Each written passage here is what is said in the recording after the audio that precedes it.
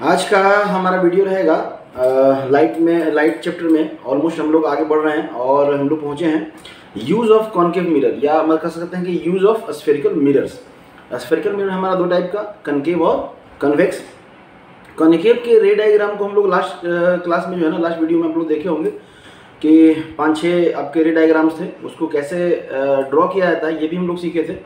और आज हम लोग देखेंगे कि यूज आपको ऑलमोस्ट अगर 4 नंबर का क्वेश्चन आ रहा है या 5 नंबर का क्वेश्चन आ रहा है तो 1 नंबर आपके बोर्ड में ये रहेगा कि what is the use of concave mirror या कॉन्वेक्स मिरर या स्फेरिकल मिरर, वो 1 नंबर में आता ही आता है। इसलिए ध्यान रखिएगा कि ये भी इंपॉर्टेंट है। ऐसा नहीं बच्चों ने छोड़ देते हैं कि हाँ ठीक है ये तो समझ ही गए ना, तो यूज तो कर ही लेंगे, उस समय याद नहीं आ पाता एग्जामिनेशन में, तो ये पहले से समझ के रखेंगे। यूज क्या है आपका, तो यूज इन टॉर्च जो है ना उसमें यूज करते हैं हम लोग कनकेव मिरर का, ठीक है। एक साइड पॉलिश किया रहता है। सर्च लाइट और हेडलाइट ऑफ व्हीकल्स, मतलब जो भी व्हीकल्स का हेडलाइट है ना वो ऐसे करके रहता है, ऐसे करके सरफेस रहता है, और यहाँ पे बीच में जो है ना यहाँ पे बल्ब रहता है, ठीक है, यहाँ बल्ब रहता है। मतलब वो बल्ब कहाँ रहता है, तो ऑलमोस्ट लगभग सेंटर पे दिया रहता है। किस पे, फोकस पे। फोकस मतलब फोकस पे, सेंटर पे नहीं, फोकस पे। और वो जब फोकस पे आपका ऑब्जेक्ट रहेगा तो जब वो लाइट वो देगा तो वो उस लाइट कहाँ पे जाएगा, तो वो इन्फिनाइट तक आएगा। इसलिए पैरेलल बीम, ताकि दूर तक हम लोग देख सकें, और इस तरह से एडजस्ट किया जाता है उसके बल्ब को।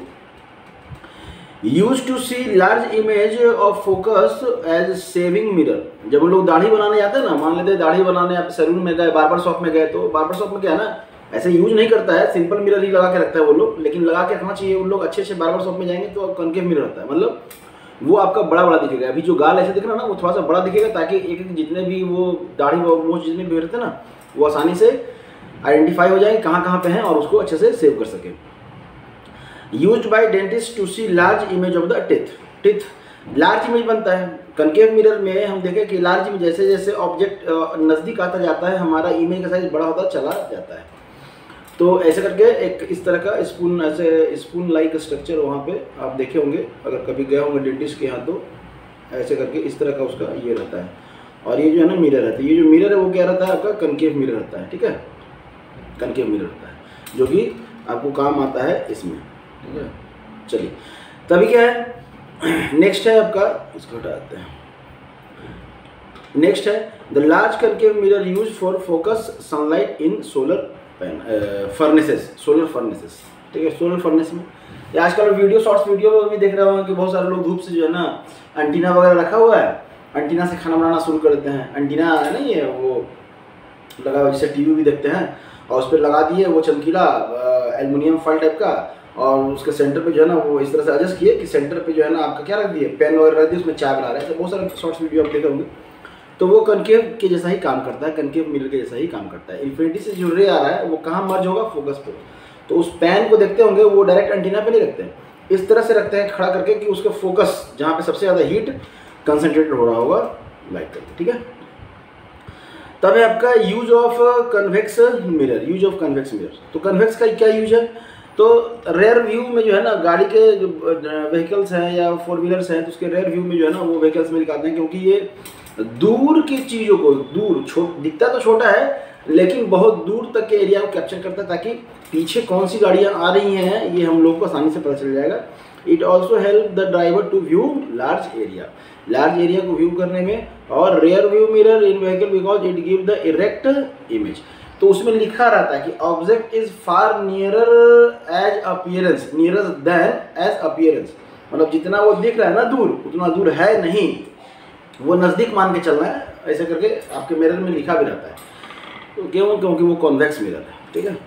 तब आइए सबसे इंपॉर्टेंट और सबसे कंफ्यूजिंग पार्ट्स पे, जिसमें बच्चे जो है ना बहुत कंफ्यूज रहते हैं, डरते हैं कि साइन कन्वेंशन क्या होगा, जबकि ये बहुत आसान है, आप इसको एकदम आसानी से समझ सकते हैं, ठीक है। मैथ में कोऑर्डिनेट ज्योमेट्री पढ़े हैं आप, मैथ में पढ़े हैं कोऑर्डिनेट ज्योमेट्री कि अगर ये आपका कोऑर्डिनेट सिस्टम है, ठीक है, तो इधर वाले को अगर आप पॉजिटिव x कह रहे हैं, ठीक है, तो इधर वो क्या कहेंगे, नेगेटिव x कहेंगे। आप इधर वो क्या कह रहे हैं, अगर पॉजिटिव y कह रहे हैं तो आप इधर वो क्या कहेंगे, नेगेटिव y कहेंगे, ठीक है।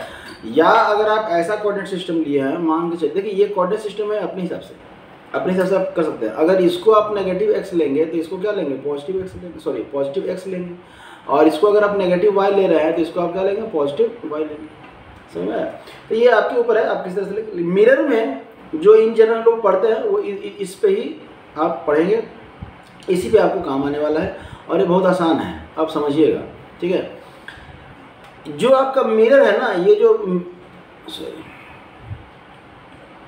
जो आपका मिरर है, ठीक है, इसको मान लेते हैं हम लोग ओरिजिन। क्या मान लिए हम लोग? ओरिजिन मान लिया। ठीक है, ये आपका मिरर, हाँ, और ये जो पोल है ना, वो पोल, यहाँ पोल, तो ये ओरिजिन हो गया। अब मिरर के राइट साइड आएंगे तो पॉजिटिव, मिरर के लेफ्ट साइड तो नेगेटिव, मिरर के अपर साइड तो मतलब ऊपर वाले पोर्शन पे तो पॉजिटिव और नीचे वाले पोर्शन पे नेगेटिव। इतना ही करना है, यही लिखा हुआ अभी। अब समझेंगे कि हमारे पास 3-4 करके मिरर की बात करें तो U है, V है, F है और आपका C है। ये 3-4 चीज़ हैं आपके पास। तो U ऑब्जेक्ट तो हमेशा रखा रहेगा लेफ्ट साइड में ही, तो ऑब्जेक्ट का जो है वो हमेशा ही होगा आपका नेगेटिव। V क्या होगा? अगर कनकेव मिरर है तो V भी क्या होगा? हमेशा ही नेगेटिव होगा। समझ रहे? F क्या होगा? तो F भी कनकेव मिरर के हमेशा इधर ही रहता है। ये F हो गया, ये C हो गया, इधर ही U रखते हैं, इधर ही इमेज बनता है, तो ये क्या हो गया आपका? नेगेटिव हो गया। और C भी आपका नेगेटिव हो गया। एक चीज बस कॉमन याद रखिएगा कि यहाँ पे अगर आप 6 वाले बात करें कि स्पेशल केस में जब आप आए थे तो यहाँ पे क्या था कि इमेज जो है ना वो राइट साइड बन रहा था स्पेशल केस में, लेकिन इसमें भी फोकस क्या है? लेफ्ट साइड ही है। R क्या है? लेफ्ट साइड ही है। इमेज कहाँ रखा हुआ है? लेफ्ट साइड ही रखा हुआ है। बस V क्या है? आपका राइट साइड में है। तो एक स्पेशल केस जहाँ के हम लोग कहेंगे कि V पॉजिटिव भी होगा, बस ओनली वन केस,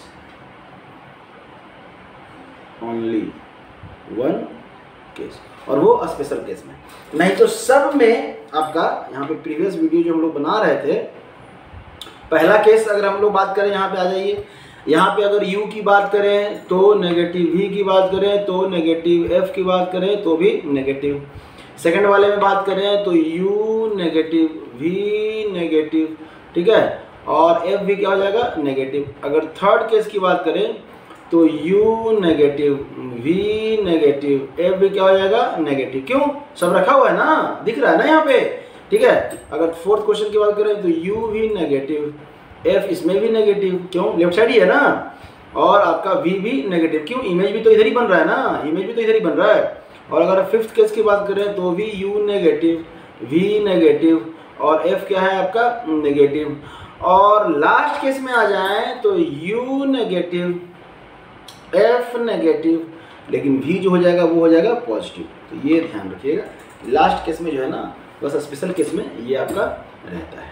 ठीक है, साइन कन्वेंशन कुछ नहीं है, जिस तरह से आप मैथ में लेते हैं उसी तरह से यहाँ पे लेना है, और कुछ नहीं है, वही आपको यहाँ पे वर्ड में लिखा हुआ है और नहीं लिखा। ठीक है, तब आ जाइए मिरर फार्मूला। अब मिरर फार्मूला यहाँ पे आपको हम डिराइव नहीं करेंगे, कैसे डिराइव होता है। आप अगर डेरिवेशन फिर भी अगर आपको देखना है तो आप हमारे पुराने वाली वीडियो में जाके देख सकते हैं, वहाँ पे डेरिवेशन आपको मिलेगा इसका। ये आपके सिलेबस में प्रूफ करने के लिए 9-10 में तो नहीं पूछेगा, 11-12 में पूछेगा, तो भी वहाँ तक के लिए हम व्यवस्था करके रख दी है आपको। यहीं पे आप बस पुराना वीडियो जाके देखिए, पुराने वीडियो में आपको प्लेलिस्ट में मिल जाएगा, वहाँ पे आपको ये दिया रहेगा।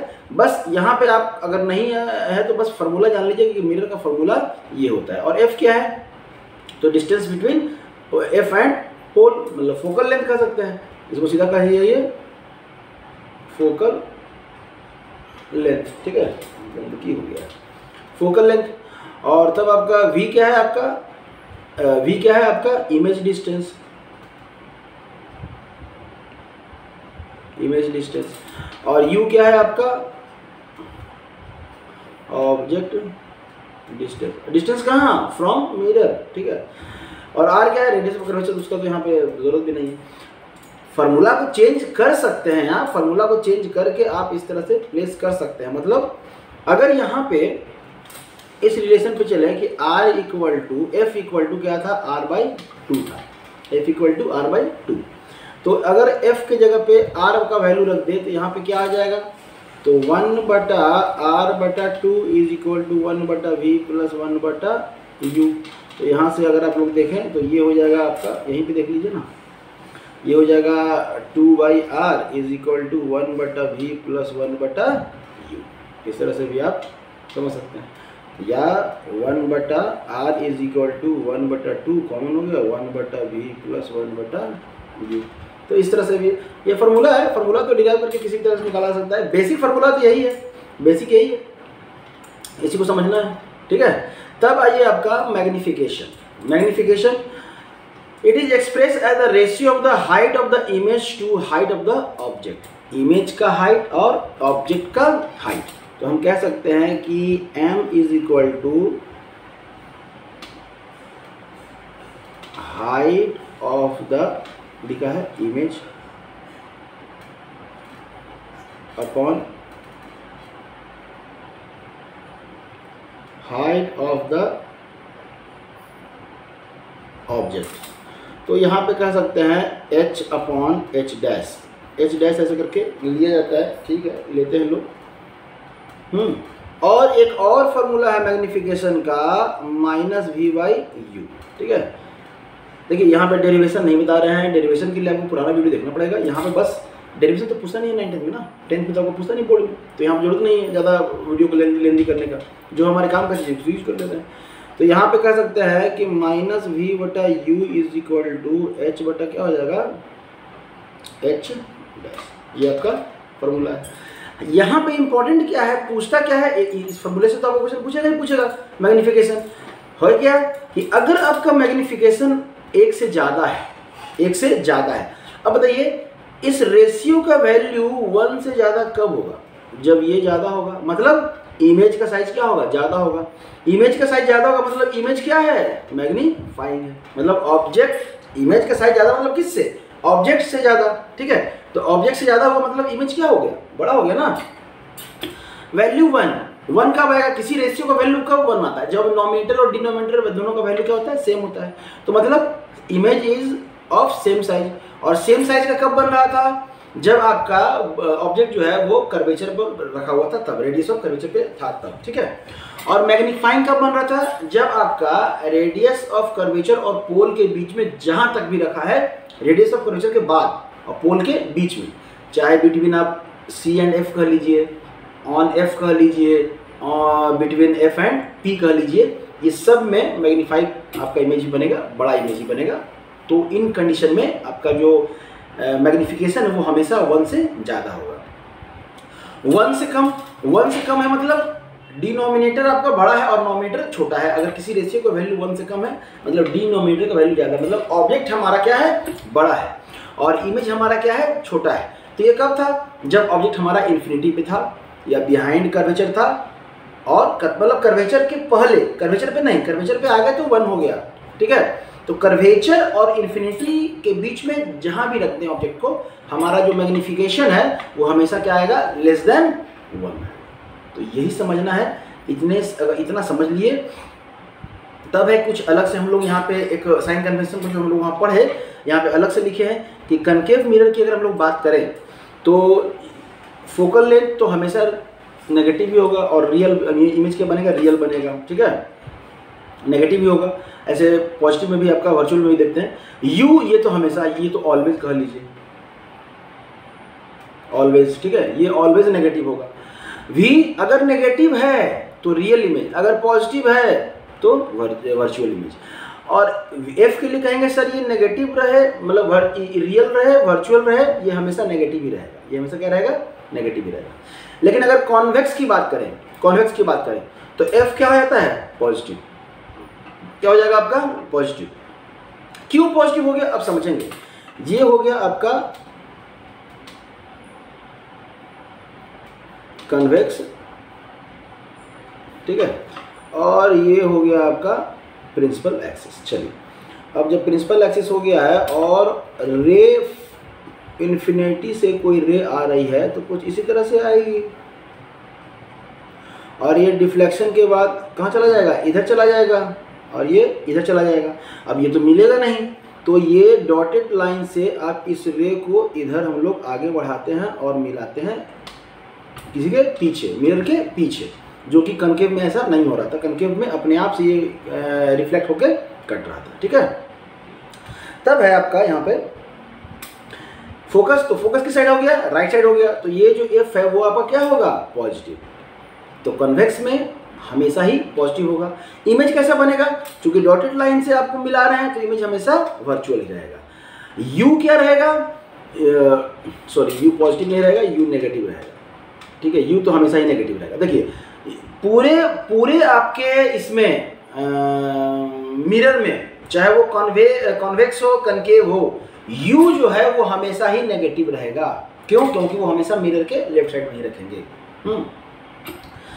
चलिए, तब है कि आपका जो डिस्टेंस है v कहाँ बन रहा है, तो राइट साइड बन रहा है, तो इमेज कहाँ बन रहा है, यहाँ पे बन रहा है, तो v भी क्या हो गया आपका पॉजिटिव, और f भी क्या हो गया आपका पॉजिटिव। तो ये दोनों पॉजिटिव रहेंगे, लेकिन u जो है वो हमेशा ही नेगेटिव रहेगा, ठीक है। ये हमेशा ही क्या रहेगा, नेगेटिव रहेगा। समझ में आया, कोई दिक्कत नहीं। अब कुछ बच्चों का डाउट होता है ना कि सर मान लेते हैं ये ऐसा हो जाए, तो अगर मिरर को हम ऐसे रख दें, हम कनकेव मिरर को ऐसे रख दें, खुराफात दिमाग है ना, वो तो लगाएंगे ही ना। अब कहेंगे सर तो यहाँ से तो अगर हम लोग ऐसे करें, ठीक है, यहाँ से ऐसे करें तो ये यहाँ से इधर जा रहा है और ये यहाँ से इधर आ रहा है, तब तो इसको डॉटेड करके मिलाए, तब तो ये मिरर के लेफ्ट हो गया ना। अरे बाबा, लेफ्ट और राइट जो है वो मिरर के रिफ्लेक्टिंग सरफेस से हम लोग देखते हैं। मिरर का रिफ्लेक्टिंग सरफेस किधर है, ये इधर साइड कर दिए, तो इसके पीछे बन रहा है। अब इसका लेफ्ट राइट नहीं करेंगे, मतलब मिरर के पीछे अगर है तो उसको आप क्या लेंगे, नेगेटिव लेंगे, ठीक है। अगर सॉरी मिरर के लिए हाँ पॉजिटिव लेंगे, और मिरर के रिफ्लेक्टिंग सरफेस के साइड है तो आप क्या लेंगे, नेगेटिव लेंगे। जैसा कि यहाँ पे लेते थे, इधर क्या लेते थे, नेगेटिव लेते थे, और इधर क्या लेते थे, पॉजिटिव लेते थे। आप कहेंगे नहीं सर हम कंफ्यूज होगा, हम मैथ के हिसाब से लेंगे। कोई बात नहीं, आप मैथ के हिसाब से ले लीजिए। मैथ के हिसाब से लिए आप फिगर ऐसा बना दिए, आप अगर इमेज ऐसा बना दिए, तो अगर आप इसको नेगेटिव ले रहे हैं तो इधर साइड तो पॉजिटिव लीजिएगा ना, ठीक है। लेकिन ऐसा अगर आप बना रहे हैं तो गलत नहीं है।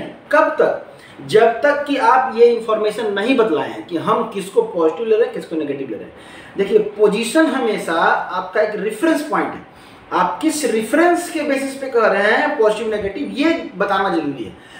इन जनरल बुक में भी, एनसीईआरटी में भी, बुक में भी हम लोग पढ़ते हैं, हमेशा ये इसी तरह से हम लोग देखते हैं, इधर वाले को लेफ्ट, इधर वाले को राइट, ठीक है। तो इधर वाले को पॉजिटिव, इधर वाले को नेगेटिव, कोई जरूरी नहीं है। आप अगर ऐसा बना रहे हैं तो भी कोई दिक्कत नहीं है, आप इसको नेगेटिव लीजिए, इसको पॉजिटिव, लेकिन आपको बताइए कि आप किधर आप नेगेटिव ले रहे हैं, किधर आप पॉजिटिव ले रहे हैं, उसके हिसाब से आप क्वेश्चन बनाइए, ठीक है। उसके हिसाब से पॉजिटिव नेगेटिव लेके क्वेश्चन बनाइए, और तब जो आंसर आएगा वो इसी पॉजिटिव नेगेटिव के हिसाब से आप बताएंगे। मतलब कि अगर आपका पॉजिटिव आ गया, अगर मान लेते हैं आपका आंसर जो है ना यू आपका यू मान लेते हैं आपका पॉजिटिव आ रहा है, ठीक है, पॉजिटिव आ रहा है, मतलब पॉजिटिव आ रहा मतलब आप किधर रखे हैं, रिफ्लेक्टिंग सरफेस के साथ रखे हैं ना।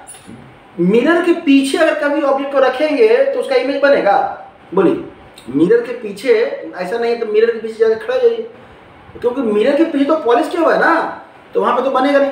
तो यू जो है हमेशा रिफ्लेक्टिंग सरफेस के साइड होगा। अब रिफ्लेक्टिंग सरफेस को आपके ऊपर है कि आप पॉजिटिव ले रहे हैं कि नेगेटिव। इन जनरल हम लोग नेगेटिव मान के चलते हैं, आप नहीं मानना है मत मानिए, स्पेशल केस लेके चलिए, लेकिन आपको बताइए, कॉपी में बताना होगा कि हम किस साइड को पॉजिटिव ले, किस साइड को नेगेटिव ले, उसी बेसिस पे आपको कैलकुलेशन सारा करना पड़ेगा, ठीक है। तो गलत नहीं है, ठीक है, मतलब रटने की जरूरत नहीं है, अगर आप समझ गए तो आप बना सकते हैं, आसानी से कर सकते हैं। तो ये रहा आपका मिरर का। अगले क्लास में हम लोग मिलेंगे अगले वीडियो के साथ, नई वीडियो के साथ, जिसमें हम लोग पढ़ेंगे लेंस के बारे में, और आपका कनकेव लेंस और कन्वेक्स लेंस के बारे में, और तब हम लोग पढ़ेंगे रिफ्रैक्शन के बारे में, ठीक है। Thank you.